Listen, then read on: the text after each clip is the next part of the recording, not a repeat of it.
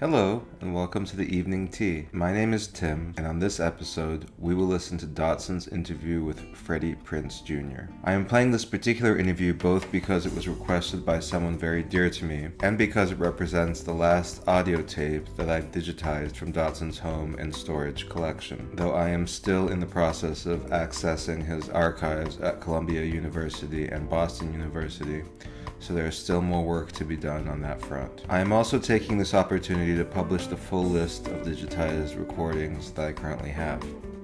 If anybody wants to hear a particular interview, leave a comment to that effect, and I will prioritize that interview. Otherwise, I will continue to unwrap whichever digital parcel is of most interest to me. Thanks again for listening, and I hope you enjoy. Hey, it's Dotson. I'm in Los Angeles. This is an interview with Freddie Prinze Jr., P-R-I-N-Z-E,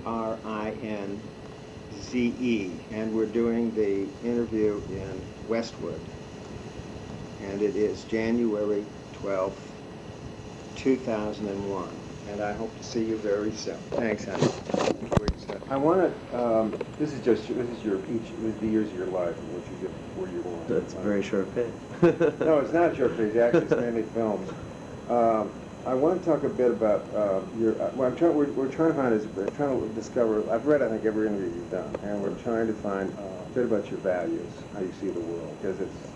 I find it kind of inexplicable why you ended up where you ended up. So I wanted to. No, I'm not putting it as a put down. It's just. I don't think it's put down at all. I think that's cool. And so I wondered if you could tell me a little bit about. In one of your interviews, you say that your granny, the person closest to you, and then another interview, you have a very beautiful statement you make about your mother. And when you were 4, you went to Albuquerque. And I just wish you'd tell me a little bit about your upbringing, about your mother, what they're like. And Absolutely. My grandmother is the closest person to me. Anybody who knows me knows that. It's your mother's mother. My mother's mother. Yeah. She. And what's her name? I'm sorry. Her name's Patty. Patty. Yeah, and but everybody calls her Granny, and because she's just one of the best human beings on the planet. She's like everybody's mother, basically. And so anybody who's known me and seen me with her, and for 2 seconds knows that the sun rises and sets on her with me. So, but when I first moved, I lived with her and with my grandfather. But we lived in the city of Albuquerque, and later I lived a little bit outside of Albuquerque. But that wasn't until. But I grew up there with just my grandmother and my grandfather for the first few years until my mother moved in with us eventually. And so my first few years they were my mom and dad. I mean, I called them Granny and Papa, but they were my mom and dad. And my mother is my mother. So it was I don't know how it was extremely normal. And then one day everything just stopped being normal. And all of a sudden when I realized that I didn't really have like a regular like sort of family, and the reasons for it were extremely irregular, everything stopped. Every ounce of normalcy, that was it. Everything ended right there. And I didn't know what to do. And so I just kind of did that thing that we were talking about. I just kind of closed up, and I forgot how to learn how to communicate with people. All of a sudden I couldn't talk about my feelings. I couldn't speak about my feelings. I couldn't express myself the way that I wanted to, because have you ever had so many thoughts run through your head at once that you just can't not even focus on, you can't even like think about one thing, let alone focus on it long enough to ask an intelligent question about it so that you can learn something about it? Has that ever happened to you? That was like, I felt like that for almost 4 years, and I just didn't know how to speak until I went to like child therapists and group psychologists and all these things, and I always felt like I don't want to sound egocentric or egotistical, I always felt smarter than the doctors there, because everything they were telling me, I knew, but it wasn't the answers that I was wanting, and they would always say, they ask you a question, okay, they say, well, if you had, an ideal life, then what would it be? And I would give my answer, and they would say, well, that's awfully idealistic, and I'd say, would you ask me what my ideal vision is? You know what I mean? I was 12 years old, you know what I mean? I'm going to be idealistic. I didn't know that 12 years later, I would be even more so. But, so anyway, the point of that is, I didn't listen to any of it. Let me just stop you just a second. You said you were living a normal life, by which I take it to mean happy life. Yes, very, very happy. with your grandparents. This was your family. You had your little family. Mm-hmm. And in other words, your world was stable. You were clear about what its limits were and what Absolutely. and what its definition was. Absolutely. And then something happened, and that all was blown away. Mm-hmm. What was it that happened? I moved in with my mother. With your mother? Yeah, I mean, my mom bought a house, and we moved in, and all of a sudden, I had 1,000 questions, and she was rock solid, and she was my Right, mother, right. and I knew she was because I saw her all the time, but all of a sudden, I wasn't in a normal family anymore. You were And uprooted. I was uprooted, and I was with a single mother who happened to be married to a hugely famous television star who everybody loved, and I had no idea. I mean, you had no idea about it. I had no idea about him. None whatsoever. So In other words, you had a whole past you knew nothing about. exactly, and so you have to, I mean, it's hard for other people to understand, so you have to imagine what it's like when kids are only wanting to be your friends because their parents want to meet the son of Freddie Prinze, you know what I mean? And so Okay. it was, all of a sudden I'm in people's homes, You don't know why people like you. I don't know why people like me, and they're asking me 1,000 questions because they don't understand how to be sensitive about something like that, and I had not one answer. I didn't have one answer. So all of a sudden I had 1,000 questions about who my father was, which was the last thing a mother wants to tell a 9-year-old boy. Right. So she's having to learn how to deal with all this too, and so it was almost like we were both children dealing with something for the first time and not having any authority figures to help us deal with it. And we were just kind of cast out there, and so me and my mom just had to accept the situation and hope that we could both learn how to deal with it and to deal with each other. And we made mistakes, and sometimes we made huge leaps forward, and it was extremely tricky. And so the only way, after going to trial shrinks and them trying to put me on Prozac and all kinds of other things. No, oh. Oh yeah, just like, her name was, I can't say her name, but she was one of my shrinks, and she thought it would be the greatest thing in the world. And at 12 years old, oh my God, it'd been horrible. At 12 years old, I knew that was the worst possible thing she could do. It just something inside me was like, I'm never taking these pills, so you can kiss my ass. And so all of a sudden, I just said, you know what? I'm not gonna live here anymore. I'm gonna make up my own world, and as idealistic as it is, it's gonna be real because I'm gonna make it real, and I'm gonna live there, and I don't care what anybody says. And I started doing that, and I haven't stopped to this day, and I wouldn't trade it in for anything in the world. You referred to a fellow named Don Sandoval.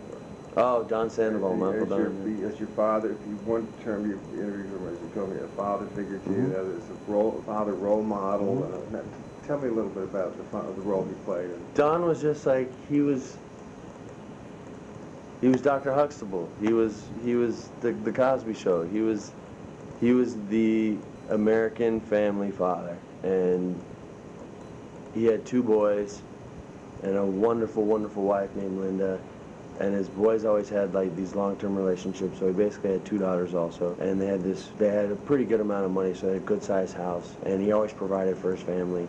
And then he would have that Bill Cosby type frustration with his boys, and then he gets cursed with this 3rd son, which became me, because I met his son Chris, who was my best friend. We were born 3 days apart, and in the 1st grade, so we were both 4 or 5 years old. So he had me for the whole time. He got to see all the good stuff and all the bad stuff and all the lies we told and all the times we cried, and he got to deal with all this. So he basically had 5 children, and you just would see this wonderful man just get so frustrated, but it was perfect. He was the perfect father. He loved his family so much, and loved what his family brought to him so much, and not just when what they physically brought to him, their girlfriends and their friends, and he loved them all so much and shared so much of his own personal experiences in his own life, and his own pains and laughs and his own frustrations. He would share everything with you, that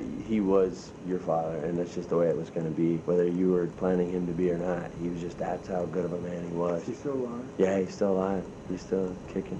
When you were growing up, let's before high school, say for the period from around 8 on, and you talked about this is what you told me about having so much in your head, so many ideas in your head, the inability to express it, and correct me if I'm wrong, but the kind of withdrawal into silence, right? Was that also withdrawal into, because you referred before about fantasy, was it also withdrawal into make-believe? Yeah, I created a whole other place that I didn't want anybody to be a part of, and I made up my own friends and my own father and my own house and my own way of living, and it still exists today.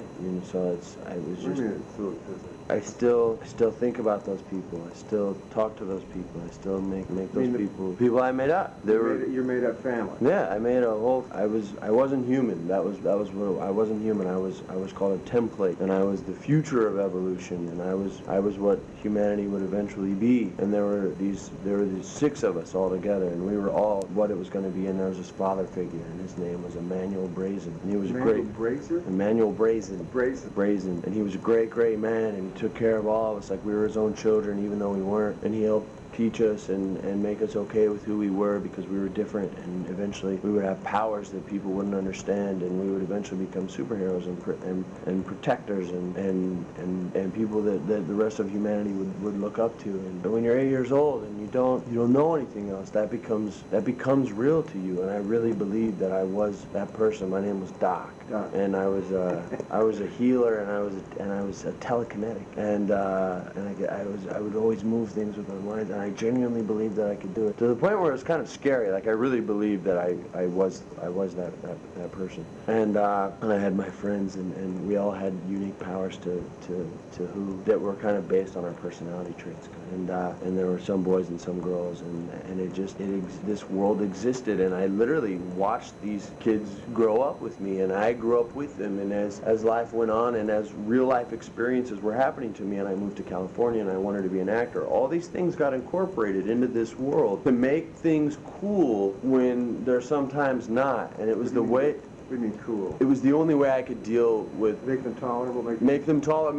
Make some of the things that I wasn't prepared for out here tolerable, basically. So they would, if I was feeling a certain way or if somebody did a certain thing to me, that emotion manifested into an actual person. And through my powers and the powers of other people, that guy would be a bad guy threatening humanity, and we would literally go fight him and beat him. And all of a sudden, the next time something like that happened to me, it didn't bother me anymore. Because I knew I was better than that. I knew I was stronger than that person, or whatever it was they were trying to do. And all of a sudden, everything was cool. And so I kept on doing it. And I decided that that's how I was going to deal with things. And I kept doing it until one day I started writing them down. You should write them down. And a buddy of mine read it, and he said, dude, you should make a comic book or a book or something. And we actually, now I'm writing, now we already sold the idea to a comic company, and now I'm making it. And now like all my friends are becoming real.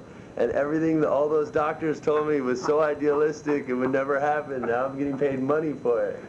And all the people that said I was crazy or you do it too, you weirdo, you peg, all these things, all of a sudden now I'm creative and artistic and you know what I mean? So it's just like, that's why I said earlier, I would never trade it in for anything in the world, and that's the reason why, because it got me to where I am. Well, let me just dive into this one.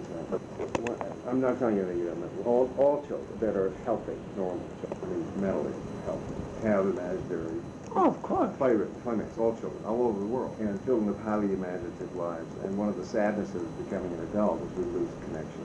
I know. And two of the most common stories children invent about themselves and their imaginative world is, one is the superhero. That they're the king, or they're the president, or they're the king of the world, and they can make things happen, and it's the way they deal with aggression. And they, in point of fact, can't make the principle disappear, but they can when they're king of the world. So it's the way children deal with powerlessness. And the other common fantasy that children have all over the world is and I had it too. I mean, they come to, and this particularly unhappy children, they come to be convinced that they were abandoned, they're orphans, that some sort of terrible mistake was made, and they keep waiting for this prince on a white horse or this knight, someone to show up in front of who is their real father. And take them away from this situation, and when they ride away on the back of the horse, they can look back and everybody's crying and feeling terrible because they didn't know they had this real little prince living with them, and they treated them so terribly, and now look what they've lost. And those kind of stories come out of a child's sense of abandonment, great insecurity the child has about the situation they're in. Of course. They don't know whether they're going to be put out of the front door, so they're abandoned. One of the interesting things about it is if you read a lot of great writers, artists, and about their childhoods, they had these fears, and part of those fears led to imagination. My question, it's a long way to go for sure. Yeah, it's fine, it's good. Is where in this very complex fantasy life, rather elegant fantasy life you developed for yourself as a child, what was the impulse behind? What was the need for that? What caused you to? No matter how hard I tried, I wasn't accepted. anywhere. And I couldn't relate to anyone for some reason, and I didn't know why. And You didn't know why? I had no idea why, because someone saying I'm weird is not a reason why. Someone saying that I'm ugly or don't dress right is not a reason why I'm not relating with people. I refuse to accept that.